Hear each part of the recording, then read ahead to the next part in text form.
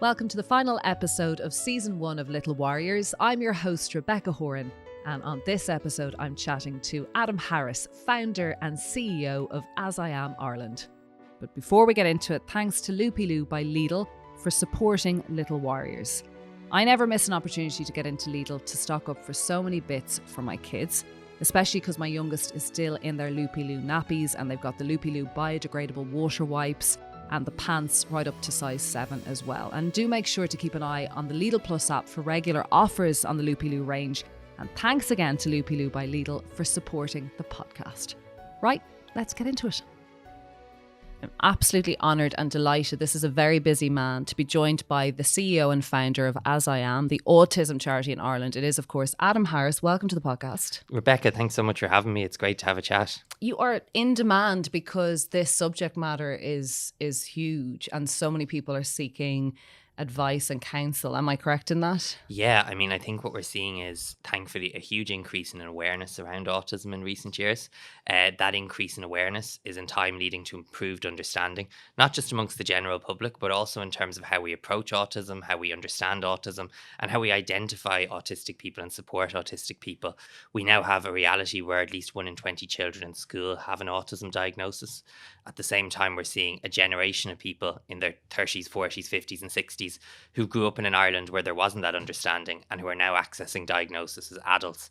And I suppose the reality is the infrastructure is not there to support. And in As I Am, what we're trying to do is be that voice that says yes, that meets people where they're at, that meets people as they are, and that tries to provide timely support. So I suppose our vision is a society here in Ireland where every autistic person is accepted as they are, equal, valued and respected. And we work towards that vision by both providing supports to autistic people and family members, such as our autism information line that supported 12,000 people since 2021, our suite of group-based support programs that we run for both children and adults around the country. But critically as well, we address autism as an accessibility issue. So people often think about physical access, but there's invisible barriers in our schools, in our workplaces, in our communities that prevent autistic people from having the same chance. And I suppose our job in As I Am is to make those invisible barriers that bit more visible and to give communities the tools to knock them down so autistic people have the same chance to live, learn, work and play in their community. I think you hit the nail on the head there with past, maybe not mistakes or errors, but lack of insight and knowledge. So people feeling othered or excluded or isolated. And it's now not that like, God, why are more and more people being diagnosed with autism? Is it something we're eating? It is because we're now discovering and getting people in the system earlier. Am I correct? Totally. And I mean, fewer people accessing diagnosis doesn't mean there's fewer people being left behind, doesn't mean there's fewer people whose needs are going unmet. Very often what we're actually just seeing is that the failure to identify autistic people, to affirm autistic people at an earlier stage in their life, leads to people facing mental health crises later in life, leads to people not having that chance to participate or to work or to contribute to their community. So actually the opportunity to identify earlier is good for the individual and it's good for society. Unfortunately, what we are seeing, I think for a long period of time, a decade or two, we saw this growth in awareness and we're bringing the conversation towards understanding and indeed acceptance of autistic people. I think we are at a turning point now. There's been a huge growth in misinformation around autism over the last year. You know, that can be driven by social media. It can be driven by AI. Unfortunately, it can be... Tell me about misinformation. So I think misinformation is where people try and pathologize autism, where people try and spread long disproven facts around autism. So for example, what causes autism? Okay. Or for example, that autistic people require treatment or a cure, as opposed to affirmation and support within the community. You know, the election of the Trump administration within the United States has done untold harm on this issue and is bringing us to a place. It's so damaging. It's so damaging to autistic people. It's also so damaging from a public health point of view when we see misinformation being spread that means people don't engage with supports and healthcare such as vaccinations that we all need. So it's really important. It's more important than ever that we keep this conversation going. I know this fear that if you get vaccinated, you might because I mean, tell me this, Adam, we are born how we're born. Absolutely. Correct. This is not about drugs and supplements and too many sweets as a kid or coffee when you're pregnant. This is how we are made up. This is how we're made. Totally. And I suppose for most of the history of autism, perhaps why we have those views is we approached it from a medical model, this idea that there was something wrong with the individual, as opposed to recognizing that it's absolutely to be expected, it's absolutely normal, it should absolutely be celebrated that we have diverse minds within our society. Unfortunately, if you are autistic, the reality is perhaps 95% of people don't think the same as you. And the world is built with that population in mind, not the autistic population. But actually, if we design a world, a community that works for autistic people, we actually design better communities for everybody. In As I Am, we do polling annually on attitudes to autism. And, we see that growth in awareness. Almost everybody's heard of it. Most people know someone who's autistic, but often people struggle to apply that knowledge in practice. And change is hard. And this is an area of inclusion where it does require change. It does require people meeting in the middle. But if you do that and you take a step back from it, what are we talking about? Communicating more clearly, being more predictable, having more calm and supportive environments, being more accepting. None of that's going to do harm for anybody. It's actually going to make for a better world for everybody and better, more efficient, more productive communities, workplaces, schools for everybody. And some of the most brilliant people in the world, and it's from long time in history, have autism and have thrived and grown and have incredible skills and talents that people who maybe aren't neurodiverse have. But describe to me what neurodiverse is as opposed to what autism, like what are the spectrums and how, because it can be very muddled. Totally. And a little knowledge is a dangerous thing. And I think you put the word autism into Google and it returns something like 3 billion search results. And some of that information is great, some of it's out of date, and some of it's positively dangerous. We've seen in recent years more and more discussion around neurodiversity. And that's a recognition within our society. It's a, I suppose, political and social paradigm, recognizing that everybody thinks differently. But in actual fact, that some people think quite differently, that how some people process and experience the world diverges from the typical. And that would include autistic people. It would include people with ADHD, dyslexia, and dyspraxia. Now, it's important to say, I suppose, that recognizing that is... So saying you're neurodiverse doesn't mean I'm saying you're autistic. It means that you are somewhere in a world where your mind is just right. Okay, so it's very confusing. So you're neurodiverse and I'm neurodiverse. Yeah. Every person alive is neurodiverse. Okay, some of us. So that's a strange thing to say. Oh, by the way, I think your child's neurodiverse. Correct. So the terminology people still haven't quite gotten to grips with. There's a difference between being neurodiverse or neurodivergent. And if someone says they're neurodivergent, they might mean they're autistic. Okay. They might mean they have ADHD. Okay. They might mean that they're multiply neurodivergent. And I think it's useful in this conversation to understand the big picture of we all think differently, but also to understand the specifics as well. So even within the autism community, we're a very diverse community of people. You have people who require very substantial levels of support right across their life cycle. You have people who live more independently within the community. You have men, you have women, you have people who are multiply neurodivergent. So it is important, I think, as well, that we keep the specificity of individual diagnosis while also understanding that broader context in which we can think about the world and the communities that we want to live in. And you can know people, work with them, love people, have them in your family, and they're really just getting on with their lives. Or like you said, there could be someone in school or in a workplace who needs support or additional needs. Or there's someone who never even knew it about themselves and is facing complex mental health issues or really struggling. And why are things breaking down in their lives? And like you've said, then finding out at 40, midway through their life, oh gosh, I didn't know this. So there's so many different realms, isn't there? And I think this is why it's just so important to meet autistic people where they're at. I meet autistic adults who've had often experienced a huge amount of trauma growing up without having this diagnosis, perhaps experiencing bullying, perhaps being treated very badly in the education system, perhaps really struggling in the world of work. And then having that eureka moment, accessing this diagnosis, realizing that you haven't done anything wrong, that you're not broken, that in actual fact you've had to adapt to a world that hasn't been built for you, and that if others could just be a little bit more understanding, could make some small accommodations, that could be the difference between you just surviving or really struggling in the community or thriving within the community. So it's so important, sometimes I think when people come to us and they say they're autistic, people think they're being kind and they say things like, sure, aren't we all a bit autistic? I know. Or there's a lot of that. there's a lot of that. I think because we're discussing it more, it's in the meat. Like the last 10 years is this growth. And I do think you're correct. There's throwaway comments made by parents and adults, like well-meaning, but it's like, oh, sure, we're all a bit on the spectrum. Yes. We're all a bit autistic. Well, actually, that's like saying we're all a bit OCD. That's a very different thing to being very clean or neat, or it's not. It's an issue with some people not being able to leave their home. And the important thing to say about the diagnostic criteria for autism is, if you like, the difference between the experiences others may have and the experiences autistic people may have in the community is there's a requirement for support in day-to-day life when that person receives a diagnosis. And that may vary from somebody who might have, level 1 support needs, requires a level of support, to people who might require very substantial support, or to people who require substantial support. But that's not a fixed thing. So what you might need as a child mightn't necessarily be what you need as an adult. What you might need from one context to another can shift. So it's highly individual. But people who access an autism diagnosis access it, because very often people need support and recognition, but also you need to find your tribe. You need to have that chance to meet others. You need to know that you're not alone and that there's a whole pool of people within our community who think in this way, and that's a good thing. Is it frightening? I mean, this is a very straight question. Is it frightening and scary for a parent or child or adult when they find out, or is it kind of like freeing and empowering to finally know what's going on? I think, needless to say, everyone will react differently to this news, and there's lots of different factors that can influence it. I think, for a parent, I think often when you hear that your child is autistic, what you hear about that in the context of a media cycle where, there's still a lot of stigma out there, but where you also read about children who don't have school places, where you also read about the very long waiting lists for assessment. And I think, of course, parents are going to worry that their children won't get the support that they need, or that they won't have the same chance. I think if you're an autistic young person, maybe you find out you're diagnosed as a teenager, maybe you don't have a reference point where your experiences make sense in the context of that word. And maybe if you're an adult, it's that sudden moment of realization. But I think everybody is different. And I think that in As I Am, we're a non-judgmental service. We want to meet people where they're at. How they feel about their diagnosis is entirely appropriate to them.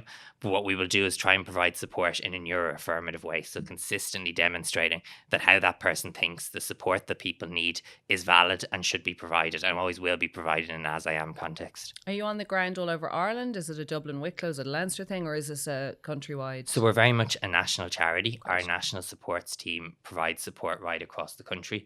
Our child and family support programme has both in-person and online support. So that includes things like Empower and Educate, which is our post-diagnosis support program for parents. Very often, one of the reasons why parents can be very overwhelmed at the start is a piece of paper is slid across the desk. You're told there's a waiting list for support and you don't know where to go next. And you want occupational therapy, you Of want course. counselling, maybe even you want schools to sit up and listen. You're finally, and unless you've a ton of money behind you to go off and pay for private psychotherapists, like it's very scary. And all the supports we try to provide, we can't fulfill the role of the state, but what we can try and do is bridge a gap and support families where they're at. So whether that's the post-diagnosis program, whether it's recognizing that many autistic children face barriers to those experiences that others take for granted. So whether it's a summer camp, we'll have Camp As I Am this summer for autistic children. Where's that run? So that's something, so families register with our child and family support program, and then they receive a newsletter where they can book into various opportunities. We run Lego clubs, we run Mario Kart. And how is that different to the camp? Like what would be different about it? It's the approach? So it's all developed, I suppose, in a neuroaffirmative way. Those working in the organisation have an understanding. Brilliant. But critically, I suppose, it's the child-centred support where we're meeting the child where they're at, and we're making sure that we're developing our supports in an autism-friendly manner. Amazing, yeah. We have similar programs for adults, and of course, there's a shift in the sort of challenges our community is facing as we see a generation of people age out of school. There's a real urgent need to get on top of the issue of unemployment in autism. Oh, really? Where there's such a loss of talent and potential to the world of work. This a massive problem? Yes, so it's estimated. That's devastating. So you're saying you come out of secondary school, you've maybe been diagnosed, you're academically either very strong or maybe you've struggled with focus or retaining, but you've got so many skills, and you're saying you're going out into the world and it's a lonely, scary, you can't get them. Oh my God, that's so sad. Well, if you think about the typical interview process, it's built around answering abstract and questions, socialization, and building the rapport with strangers, oh, dealing with the unknown. So, really, there's a need for us to make sure what employer can afford to lose this particular neurotype within their world of work, what employer can afford before they ever hold an interview to rule out 1 in 20 people in the community or in the possible pool of applicants.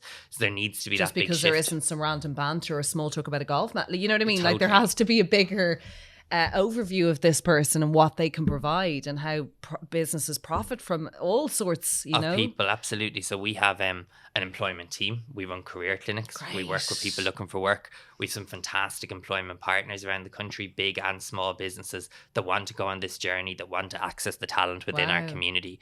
So we very much are a whole of life organization right around the country. We're expanding as an organization to meet demand. One of the programs we launched last year was the AAC support program, which is for non-speaking autistic children to access a high-tech device so that their voice can be heard in the classroom and in the community. Is that the worst case nonverbal? Like, would that be the hardest, toughest case for parents, or? So I think it very much what we're talking about is, I suppose, the right to have your voice heard, and people communicate in many different ways. But when your voice isn't heard, that impacts your autonomy, and you can imagine the frustration that causes. So we need to recognize there's not a right or wrong way to communicate, but the important thing is that the person has the support and the tools to have that autonomy and that voice within their classroom and in their day-to-day life in the family as well.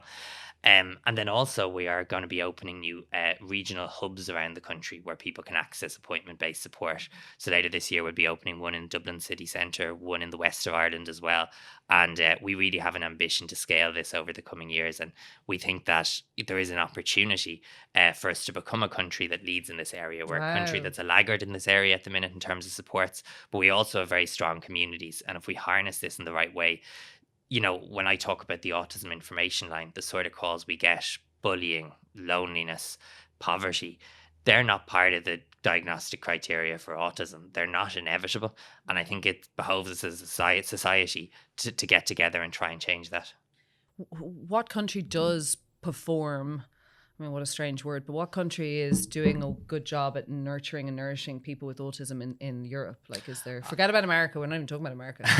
I think there's a reality, you know, that you always look to other countries and think, gosh, they're very far ahead. And then I go to meetings of Autism Europe and I meet people from those countries and they say, like, we're not. So I think different countries are leading in different areas. So I'd say in Ireland, we're doing very well at that, trying to make our communities more inclusive. We're falling down on services. If you look to some parts of Scandinavia where they've much more responsive public services, they're doing that bit better.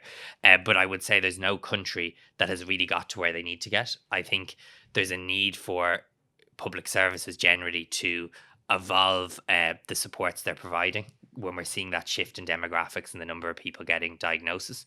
And I'd also say, if you think about this compared to other equality issues, this is something that, you know, has really become a talking point in the public square in the last 20 years. So I think society really needs to catch up in many respects.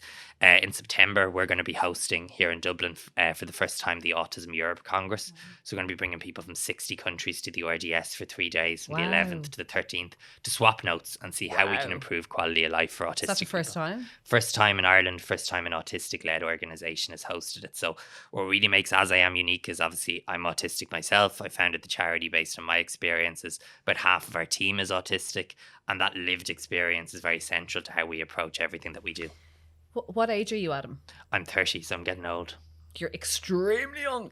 Can you tell me about your journey? You're 30 now. You just spoke there about how you're autistic. When were you diagnosed? When did you discover? How was it? Was it really tough, complicated, stress? Was it wonderful? Did your family embrace you? What was your journey like? So I suppose I'm talking about the need for like understanding and acceptance, but I suppose in the late 90s, what there wasn't even was that awareness. And very early on, and I think this will be familiar to many families listening to the podcast, my parents could see there was something different about me compared to my siblings. Mom was also a Montessori teacher, so brilliant. she was used to seeing lots of young children and supporting their development. And I suppose, you know, everything about me was a little bit different. So I had sentences by my first birthday, but I understood language very differently. I would talk about things I was interested, still do, but maybe they weren't always the things that my peers were interested in. So what, you'd specialist interests? Yeah, very like often what? Things like history and ancient Egypt from a very young age, flags of the world, capital cities. Great. So you'd really great, strong feelings towards these things. You want to talk about them, but maybe not other. Yeah, maybe the thing, not the cartoons my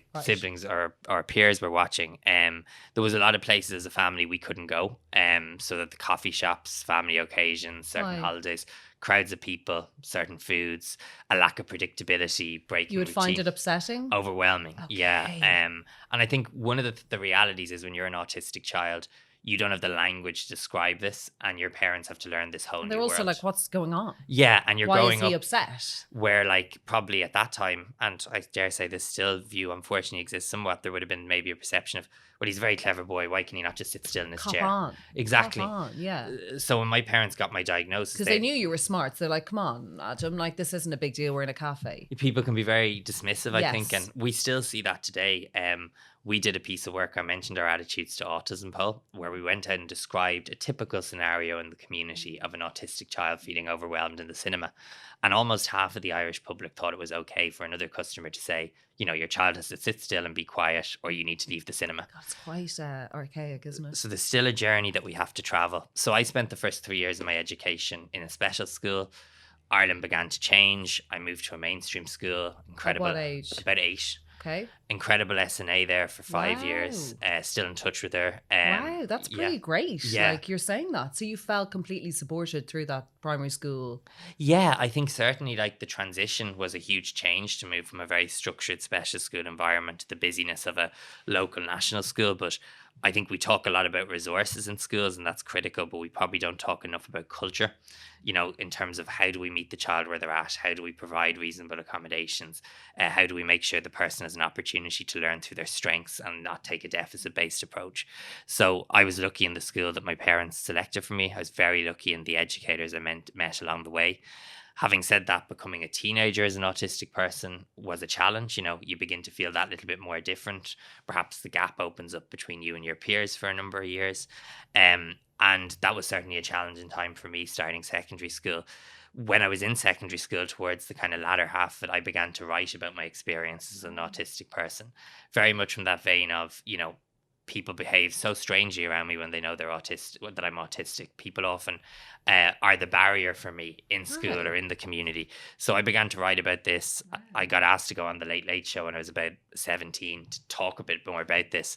And I think it kind of just touched a nerve, because I think up until that point, a lot of the conversation in the media around autism, we heard about autism, but we didn't necessarily hear from autistic people. Yeah, like, here he is. Here I am. He's completely the same as you and I. Like, and as I am mean, has honestly. been key in trying, I suppose, to hand that mic to the community, not just to me, but to the full diversity of our community and the range of advocates. And that's been what we've been working on ever since. So we were 10 years old last year, so we're in our second decade of activity. And now. you were 20? 19 when we launched. I mean, wow. Yeah, it's a bit mad. What age did you get diagnosed? Around 5. Around 5. So your parents were progressive. They were on it. They were evolved, correct? They embraced this. And, you know, I think like a lot of parents, even today, my mom would have had to break down a lot of barriers, knock down a lot of doors to get those answers, to get that support. You know, my mom would have to give up work for a period of time to get me that support. I attended one of the first autism specific kind of preschools in Dublin, and that meant mom giving up work for a year and driving. Amazing. She's fantastic. Yeah. So, wow. But as are so many parents within our community. I have a number of friends who've recently stepped away from careers temporarily because their boys are going through their own journey, and I often think that is being a parent, really, isn't it? It's making sure that your child is safe, happy, heard. I mean, that's quite incredible. And sacrificing a lot of her own identity. And it's very unfair in terms of, so often what we see is families, you know, throw themselves to give their child every opportunity in a world that isn't built for them, and yet don't receive the corresponding support from the state. You know, there's been research that indicates that it costs perhaps €28,000 more per year to raise a child on the autism spectrum. Parents giving up work, money going on private therapy that the state should provide. And, you know, there's entirely unacceptable links still between being autistic or having someone who's autistic in your family and experience economic disadvantage. And we need to move that on, because we shouldn't be equating being autistic with not having enough money to meet the costs of day-to-day life. Do you feel your family, obviously educated family, great siblings, great parents, do you feel that is what has, I mean, you are such a success story. You're also helping others. You're at this 10 years. You're smart. You're, you know, engaged in the community. Do you feel that their love, the security you received at home and the acceptance, Adam, is what has helped you? Or do you think you would have been like this anyway? And I think anyone's family forms them. And I was really lucky, obviously, with the family that I was born into. I think my parents took a strengths-based approach very early on, and at a time where the mood music around autism was very negative, still very medicalized. Certainly, we had a much more positive outlook on it at home. But I think, we were also just a very normal family. My dad's a taxi man. My mom was a Montessori teacher. And like so many families, it was about the sacrifices that they made to give me these opportunities. So teenage years weren't the most fun. Were people mean or not? No, I have to say I'm really lucky because unfortunately meeting a lot of autistic young people as I do, bullying is rampant. But that was never something that I experienced. Thank God. I suppose what I would say is there's just more that sense of finding your tribe. So when you're when you're any teenager, you want to be the same. Yeah. And yet, if you think about what the teenage years symbolize, it's a time of great change. So those two things are kind of something of a dichotomy, I think, for many autistic people. So it was just a very overwhelming period. And really a turning point for me was doing transition year, having that space to get to know a smaller group of people well, getting to know people through activities as opposed to that kind of unstructured world of teenage life. Yes. And that was really where, I made my amazing group of friends that I have today. Wow. And then really began the work on setting up As I Am. And you're married? Getting married in less than a month. How does that feel? Yeah, it's crazy. So really excited about it to Daniel. So we've been going out about 8 years. Wow. And so we have a big family wedding coming up. So Brilliant. Looking forward to Well, it. congratulations. Thank you so much for that. How does your brain work any differently to my brain? Like, what are and this is basic stuff. How in the world are you seeing things in a way that I am not? So I think in lots of different ways. So one is, for example, I can focus very intensely on the things that I'm interested in and can excel on those. I can be very hyper focused. There's a reality, I suppose, that I also would have scattered skill sets. So while I might be able to communicate really strongly, yes. Basic administration could be very overwhelming for me. Managing anxiety in day-to-day life can be quite challenging. I regulate myself in quite a different way to people who aren't autistic. So if you were out and about in Dublin and I was going from one meeting to another, you might see me run up the street on my tiptoes, which is an involuntary action called stimming, which helps me stay calm. It can look unusual and people can stare and pass remarks when you do it in public places, but it's for me that ability to actually stay regulated. Much like people who need to do something with their hands or release it, that works for you. Yes. You didn't need to use medication as a child, or no? So I suppose, unlike, for example, if somebody had ADHD, there may be medication pathways that they would wish to go down. There's no medication for, I suppose, the core characteristics of being autistic. People who are in our community would often have, for example, an ADHD diagnosis as well. I don't, so they may use medication, or some people may have medication linked to, for example, anxiety or a mental health diagnosis. So there was none of that for you. It was more about core, like a support within the school, all Correct. of those additional. You're an incredible community. Obviously, I've seen and heard, and everyone who's listened to this knows about the work you do. I mean, you're one of the strongest communicators I think there is. Well, thank you. But so that's why it all seems like people need to be more aware about the fact that you can communicate more effectively, I think, than most, even in broadcasting, right? And you're saying, well, I'm autistic, and it just shows that like it's not one or the other. But yet, Rebecca, I'll find the administrative stuff later on really scary or get really overwhelmed by groups of people. And I think it's important to say as well that I think there can be a misconception that if someone's autistic, they're the person you want as your data scientist, and you're going to hire that person and you're going to save millions by the end of the month, and they're in the corner on their own just solving massive, and they're calculating. I agree. I think there is a bit of he must be able to create the next well, it's just not the case. And it's like any community of people. We have highly gifted and highly talented people, in certain fields, and we have lots of us who are just in the middle, are struggling along. And I think the most important thing is if we can align a person's interests and strengths to career opportunities, that's where they make a contribution. So there's an incredible autistic data scientist, but there's also incredible autistic or teachers, I should say, or autistic law enforcement officers, or any other career or profession you can think of. What do you guys need as a charity group? Like, what do you need more of? I mean, you do great work pounding the streets and getting out there and even doing bits and pieces like this. But what is the problem? Is it getting people awareness, more money, support? Like, what is going on for you? So there's a few things that I'd say. So one is, I would say, if you're listening to this podcast, I think there's a real tendency for us to go into services land when we talk about autism. So we talk about schools and healthcare and what the state should do, and we should have those conversations, but we shouldn't absolve ourselves of the requirement for us all to do our role. So if you're listening to this and you coach in the local GA club, can autistic children participate in your GA team?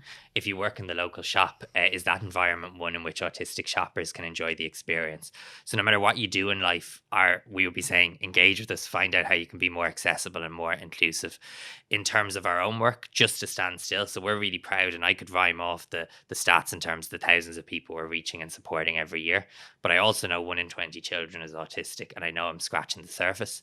Just to stand still, I need to raise about 2.5-3 million euros a year. Wow. And we want to do so much more. We're setting ourselves the challenge of, that no matter where you live in Ireland over the coming decade, that you will be able to access As I Am supports as and when you need them. We can only do that with support. So whether it's an individual fundraiser or donation or a corporate partnership, we're always very grateful to hear. And the other thing is, if you want to learn more, we run events throughout the year. They're advertised on our website. But in particular, there's a huge chance, if you're a teacher, if you're an occupational therapist, if you're someone working in HR, the Autism Europe Congress this September is the place to be. Brilliant. And you can find out about it on asiam.ie. You're also only 30, so I feel like you're saying we're scratching the surface. This is tricky. We're pushing. I feel like, so say when you're 80, are we going to have a change to Ireland? I hope so. And I mean, you have to believe that. And I am an optimistic person. I think it's interesting because in this job, when you're in the media, you're very often talking about those really terrible outcomes and realities, and we have to shine a light on them. But then the other side of my job is I'm on the road 2 or 3 days of the week in communities around Ireland, who very often nothing to do with the government, just on their own back are doing things, whether it was the place I visited in Carlow a few weeks ago where they were opening their own sensory space for people to use in the public, whether it's the sports clubs who contact me and they want to make their club inclusive. We have 40 communities across Ireland in our Autism Friendly Towns programme. We're supported by PTSB, and we have 5 communities now in Ireland that have become accredited autism friendly communities.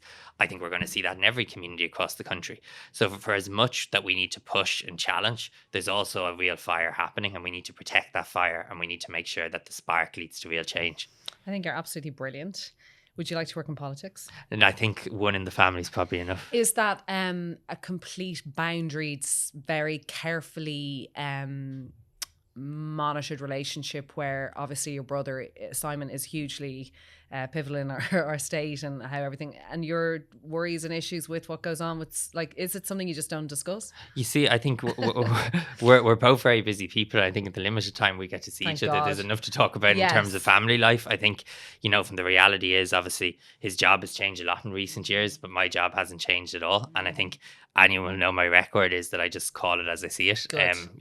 I'm accountable directly to the autism community, and will always push and challenge and also cooperate and work with people in any walk of life to bring about change. Does he listen to you when you argue stuff? We don't really talk about it. No, we don't. Yeah, that's good. Yeah. You keep things familial, graceful. That's it. And he knows what you're doing, and he can hear and see you doing it, and he respects that, and you respect what he does. Totally. It's important. We have, obviously, in our role as an autism charity, we're engaging with government all of the time to try and influence change. Yeah. One of the things we were very proud of last year was to secure the first national autism strategy for Ireland. There's now a big push to make sure that we legislate for that, so that it's permanent and that the government always has to have a plan for autistic people right across every aspect of Irish life. So again, we'll challenge, we'll comment in the media, but we'll also always sit around the table and try and work with people and try and bring about change and solutions constructively as well. Your parents must be hugely proud of the... And my sister as well. Yes, there's 3 of us. I mean, hugely proud of you all. Yeah, absolutely. Yeah. Well done, and keep doing what you're doing. Fight the good fight. I know on the ground, and even local schools in my area, all of the struggles to try and get more SETs, SNAs, support, occupational therapists. But I think it's those mums and dads, people in communities, it's people like you that are driving change. So thank you so much. Thank you for having me on today. Appreciate it.